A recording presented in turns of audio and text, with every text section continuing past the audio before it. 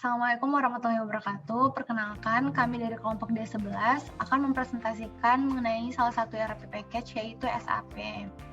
Berikut merupakan anggota dari kelompok D11, ada Aisyah Indonesia Mazaya Zain, ada Alifah Fatimah Zahra Hardian, dan ada saya yaitu Nabila Zahra.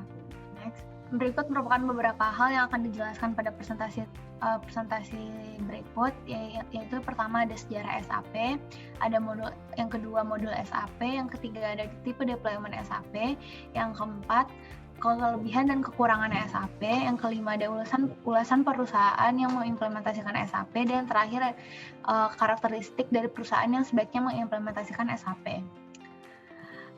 Yang pertama yang akan dijelaskan yaitu mengenai sejarah singkat dari SAP. Jadi pada tahun 1972 di Mannheim, Jerman, SAP didirikan oleh 5 orang mantan pegawai IBM untuk mengembangkan sebuah software aplikasi bisnis ERP standar dengan tujuan untuk memproses informasi bisnis secara real time. Pada tahun 1973, SAP merilis software akuntansi keuangan pertama yaitu R1, merupakan singkatan dari Real Time Processing. Pada akhir 1970-an hingga 1980, RAP merilis R2, di mana R2 ini lebih stabil. Selain itu, RAP juga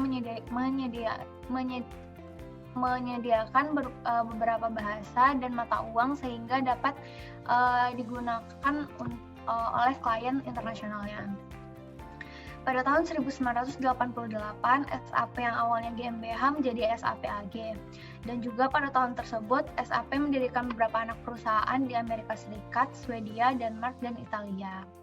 Pada tahun 1990, SAP diperkenalkan dengan R3, di mana R3 ini memiliki arsitektur server klien dan GUI yang berjalan hampir di semua database dan di sebagian besar sistem operasi. R3 ini menandai era baru dalam komputasi perusahaan.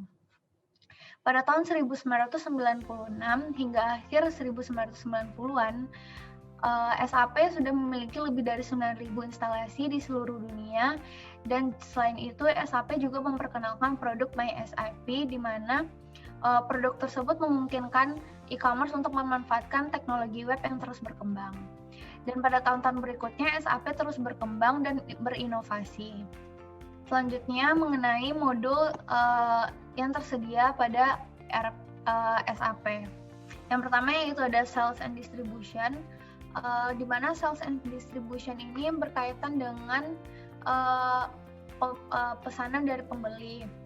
Dan juga modul tersebut bisa berintegrasi dengan modul lain seperti Financial Controlling, Material Management, dan modul lainnya. Modul selanjutnya yaitu Financial Controlling. Financial Controlling ini berguna dalam mengatur keuangan. Selanjutnya yaitu ada Material Management, di mana Material Management ini akan mengatur bahan baku yang akan digunakan untuk memproduksi produk. Next. Yang akan dibahas adalah tipe deployment, dibagi menjadi dua yaitu on-premise dan cloud. On-premise CRM atau Customer Relationship Management merupakan CRM yang diterapkan secara konvensional, yang mana mulai dari pengadaan hingga pengaturan infrastruktur maupun software dilakukan oleh perusahaan itu sendiri. Perusahaan dapat dengan mudah mengontrol semua database yang ada di dalamnya karena semua data disimpan di mana perusahaan itu berada. Namun, memiliki kekurangan yaitu menimbulkan masalah dengan pembaruan software, serta proses pengontrolan yang memakan waktu yang lebih lama. Selanjutnya adalah cloud. On cloud merupakan adopsi teknologi yang menjadikan internet sebagai pengelolaan data dan aplikasi, di mana perusahaan memiliki hak akses yaitu login. Cloud ini seluruh infrastrukturnya disediakan oleh cloud provider. Kelebihannya adalah mudahnya untuk memonitor dan memanage server, sementara kekurangannya ialah server performance yang kurang konsisten dari provider. Selanjutnya yang akan dibahas adalah kelebihan dari SAP. SAP ini memiliki modul yang lengkap dan saling terintegrasi. Masing-masing modul ini memiliki fungsi yang berbeda-beda. Meski demikian, masing-masing produk tersebut saling berbagi informasi dalam satu sistem yang sama. Dengan demikian, kewajiban manajerial bisnis pun akan semakin mudah untuk dilakukan. Selanjutnya adalah adanya integrasi dengan e-commerce. Di era digital sekarang, e-commerce mengambil peran yang sangat penting. SAP mendukung transaksi e-commerce melalui internet. dengan pemanfaatan dukungan e-commerce melalui modul supply chain management yang terintegrasi dengan para user SAP lainnya melalui internet. Nah, hal tersebut bisa membuat para pelaku usaha e-commerce merasa terbantu. Yang terakhir adalah datanya tidak dapat diduplikasi. Hal itu tentu saja dapat menjamin kerahasiaan data penting yang dimiliki oleh perusahaan. Meski software ini dapat membantu perusahaan menjadi saling terintegrasi, terus datanya yang di SAP ini tidak dapat diduplikasi dan bisa membantu pelaku usaha e-commerce juga, software ini juga memiliki beberapa kekurangan. Yang pertama adalah penerapan SAP yang rumit. SAP cenderung memiliki kompleksitas yang membuatnya cukup rumit saat digunakan oleh para user yang pemula.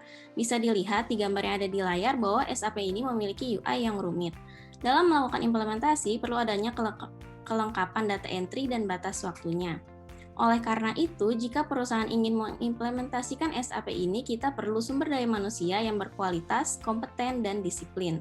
Karena nanti karyawan tersebut harus memasukkan data secara presisi dengan ketetapan waktu. Selanjutnya adalah kekurangannya relatif mahal. Nah, perusahaan memiliki dua pilihan, merekrut karyawan yang sudah terbiasa memiliki SAP atau yang belum. Jika perusahaan merekrut karyawan yang belum familiar dengan SAP, karyawan tersebut perlu dilatih dan pelatihan tersebut memakan biaya yang besar dan waktu yang cukup lama. Jadi, baik merekrut karyawan yang sudah terbiasa memakai SAP maupun yang belum, perusahaan tentu saja mengeluarkan dana yang tidak sedikit. Tidak hanya soal SDM saja, tapi perusahaan juga harus membeli perangkat lunak dan perangkat keras yang diperlukan untuk menjalankan seluruh fitur dan modul yang ada di SAP, di mana harganya juga tergolong mahal. Selain itu, biaya pemeliharaan dan upgrade-nya pun tergolong cukup besar. Selanjutnya saya akan menjelaskan tentang perusahaan yang mengimplementasikan ERP SAP, yaitu salah satu perusahaan minuman terkenal di dunia yaitu Coca-Cola yang menggunakan SAP HANA atau High Performance Analytic Appliance. SAP HANA ini memungkinkan perusahaan untuk mengelola manufaktur, penjualan, dan distribusi di sebagian besar dunia, selain mengawasi karyawan dan jaringan pemasoknya yang luas secara real time. Coca-Cola menggunakan ERP SAP tahun 2004. Ruang lingkup rencana mereka sangat besar, yaitu 15.000 pengguna, 45 negara, 175 badan hukum, dan 18 bahasa. Modul yang awal diluncurkan oleh Coca-Cola adalah Finance, HR, dan Supply Chain. Pada tahun 2008, Coca-Cola mengupgrade ERP sistem mereka. Nah, pada tahun 2008, Coca-Cola Bottling Corporation Consolidated atau CCBCC menghadapi peningkatan teknis sistem ERP-nya. Mereka mencari kemampuan yang ditingkatkan untuk keuangan, manajemen sumber daya manusia, penjualan, pengadaan, serta fungsi perusahaan lainnya yang ditawarkan dalam versi baru. Nah, konversi Unicode adalah salah satu masalah yang dihadapi bersama dengan kebutuhan untuk membuktikan peningkatan di masa mendatang. Nah, pada saat yang sama, CCBCC juga ingin meningkatkan kinerja sambil menurunkan biaya software dan hardware. Dan menurut Andrew Juarez, yaitu spesialis sistem utama CCBCC, dalam sistem dan layanan informasi, administrasi database yang ada telah menjadi tugas permintaan yang semakin meningkat. Nah, karena lisensi database baru yang diperlukan untuk meningkatkan ERP, CCBCC telah memutuskan untuk mengevaluasi opsi mereka. Nah, sehubungan dengan perjanjian lisensi SAP DB2 dengan perusahaan Coca-Cola, CCBCC memutuskan untuk memigrasi sistem database-nya ke DB2. Nah, langkah ini telah mengurangi 40% ruang penyimpanan database yang membantu memperlambat pertumbuhan volume data perusahaan. Ini dapat diterjemahkan ke dalam perkiraan penghematan sebesar $750.000 selama 5 tahun dalam hal biaya perizinan dan pemeliharaan. Selanjutnya, saya akan membahas karakteristik perusahaan yang sebaiknya mengimplementasi SAP. Yang pertama adalah perusahaan skala besar. Sebenarnya terdapat perusahaan kecil hingga perusahaan besar yang menggunakan ERP SAP. Namun, perusahaan yang berskala besar membutuhkan ERP yang kompeten dan cukup berpengalaman, karena ERP SAP tidak memiliki bugs pada implementasinya. Perusahaan yang besar juga dapat termasuk perusahaan yang memiliki area fungsional yang luas, serta karyawan yang jumlahnya tidak sedikit. Selain itu, perusahaan besar memiliki proses bisnis yang rumit dan cross-functional. Yang kedua adalah perusahaan yang memiliki biaya tinggi. ERP SAP merupakan investasi yang tidak kecil, namun dapat dilihat sebagai sebuah long-term investment karena memiliki keuntungan yang bersifat jangka panjang.